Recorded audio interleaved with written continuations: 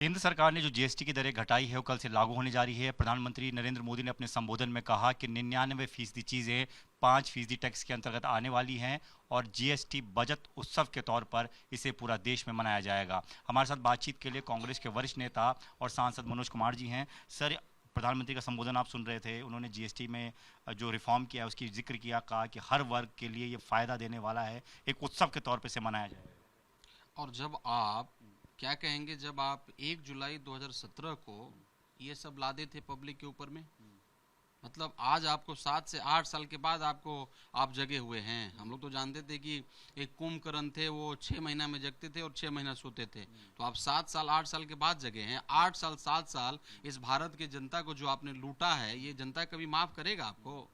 कभी आपको क्षमा करेगा? आप खुद कह रहे हैं कि अब नया भारत हो गया, अब आत्मनिर्भर भारत को और मजबूती मिलेगी, अब स्वदेशी सामान को बनाने के लिए आप मजबूती आएगी। लघु उद्यमी और सूक्ष्म मतलब उद्यमी थे, ये छोटे छोटे जो अपने घर में अपने गांव में जो उद्योग खोले थे, उनका क्या हुआ? आप देख लीजिए परसेंटेज उठा करके, सबका सब बंद होने के कगार पर है। सबको आपने मार दिया और 7 से 8 साल में ये लाचार होकर के अपने उद्योग को बंद कर दिए। आज आपको याद आया? सब अपना छोटा छोटा बिजनेस, छोटा छोटा काम बंद कर दिए, तब याद आया आपको? ये सब कभी आपको माफ नहीं करेंगे। आप एक चीज और आपको समझना होगा, हमारे नेता आदरणीय राहुल गांधी जी ने हमेशा बोला था, इसको तो मतलब गब्बर सिंह टेक्स्ट बताया था। देखिए, आप कभी भी तानाशाह नहीं हो सकते हैं।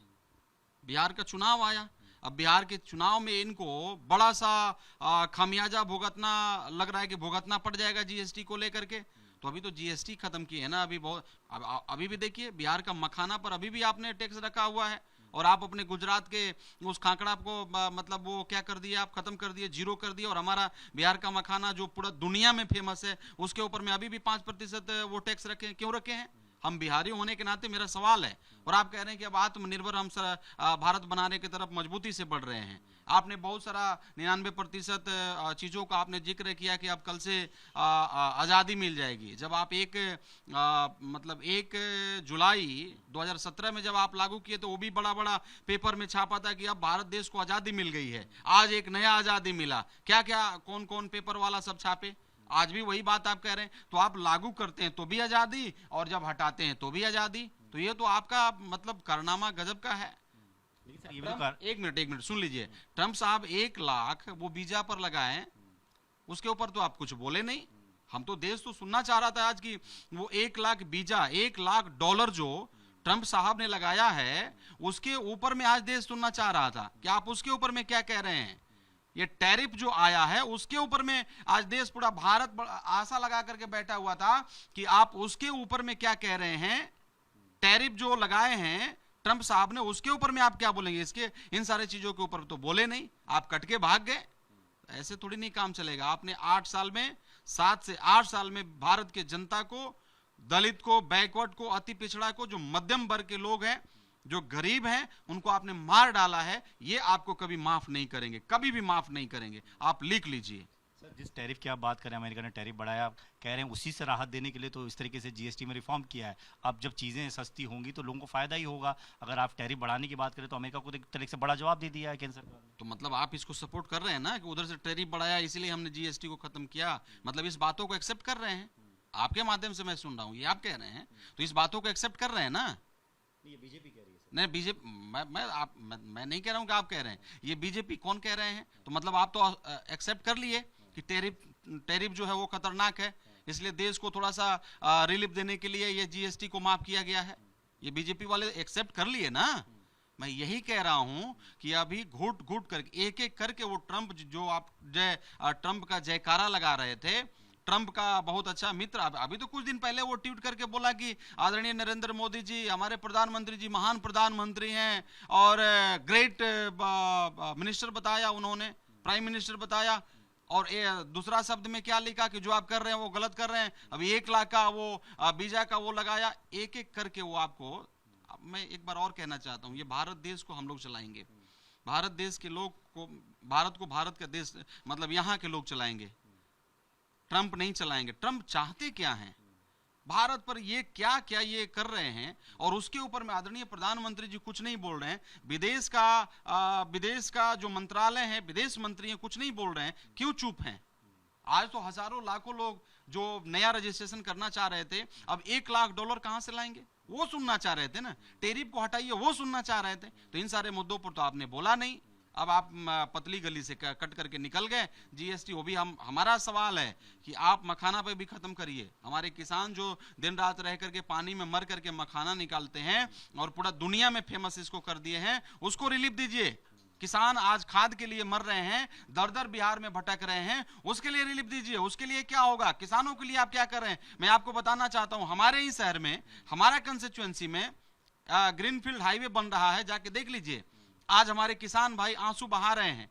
अब मतलब 1 महीना के बाद में उसका फसल हो जाता, धान का खेती काटते वो, लेकिन आपने पूरा, सरकार ने क्या किया कि पूरा उनके खेत को रौंद दिया, जेसीबी लगा करके रौंद दिया, ट्रैक्टर को लगा करके रौंद दिया। और आज जितने भी हमारे कंस्टिट्यूएंसी के जितने भी हमारे भाई हैं, किसान भाई हैं, आज वो रो रहे हैं। उनका एक एक आंसू आपको चुकता करना पड़ेगा। आप लिख लीजिए, वो उनके सीना पर आप ट्रैक्टर चला रहे हैं, उनके सीना पर, उनके कलेजा पर आप जेसीबी चला रहे हैं, और हमारे किसान भाई चिल्ला रहे हैं, और आप पुलिस से मरवा रहे हैं, दौड़ा रहे हैं। आपका ऑफिसर जो है अफसरशाही कर रहा है, आप तानाशाह बने हुए हैं। देश कभी माफ नहीं करेगा। आप लिख लीजिए, हम लोग परेशान हैं। हमारे किसान भाई जब हम लोग को फोन कर रहे हैं, हम लोग कांटेक्ट कर रहे हैं ऑफिसर लोग कह रहे हैं कि ऊपर से ही आदेश है सर, हम लोग कुछ नहीं कर सकते। तो तानाशाह नहीं चलेगा। बगल का देख लीजिए क्या क्या हाल है। तो तानाशाही यहाँ का भी खत्म होगा। और आपने जो जीएसटी आपने खत्म किया है, ये बहुत बड़ा उपकार नहीं किया है हम लोग के ऊपर में। ये हमारा हक था जो आपने 8-7 साल से हमें मार दिया था, जिसको आपने खत्म किया, और लाचार होकर के खत्म किया। और खास तौर पर मैं कह सकता हूं कि बिहार का चुनाव को लेकर के आपने किया, नहीं तो आपका सरकार बिहार में भी और केंद्र में भी जाता। धन्यवाद सर बातचीत के लिए। कैमरामैन प्रवीण दीक्षित के साथ दीपक सिंह रावत, एबीपी न्यूज़, दिल्ली।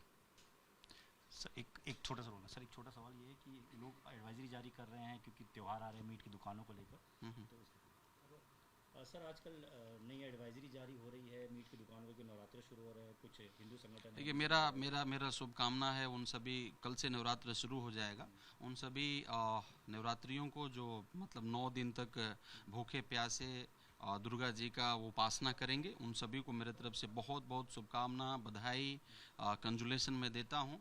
आपका सवाल देखिए, सबका अपना अपना आस्था है, और जो मीट मछली का दुकान खोले हैं उन भाइयों से भी मेरा निवेदन है कि झगड़ा झंझट न करें। और आपको मालूम होना चाहिए कि ये जो भाई हैं आपके गांव में रहने वाले, आपके शहर में रहने वाले हैं, तो थोड़ा 9-10 दिन तक आप कोई ऑप्शन निकालें, इनको परेशानी नहीं हो। चूँकि सबको मालूम है कि उस पीरियड में नॉन वेज मतलब नहीं खाया जाता है, और उससे थोड़ा सा हट करके रहते हैं जो व्रती होते हैं। तो मेरा निवेदन होगा, बिना किसी झगड़ा झंझट का सब एक दूसरे को प्यार भाव शांति माहौल बनाए रखे, मोहब्बत दें एक दूसरे को, और आप आगे बढ़ें। इस त्योहार को खुशी से मनाएं, नफरत से नहीं। क्योंकि आपको मालूम होगा इसका कहानी है कि पापियों का अंत हुआ। अब हम दोबारा अगर वैसा करते हैं तो मुझे लग रहा है कि नवरात्र करने से कोई फायदा नहीं होगा। तो हम एक अच्छा दिल लेके नवरात्र करें, मतलब शांति देश में अमन चैन बहाल हो, उसके लिए नवरात्र करें और दुआ भी करें। बहुत बहुत धन्यवाद।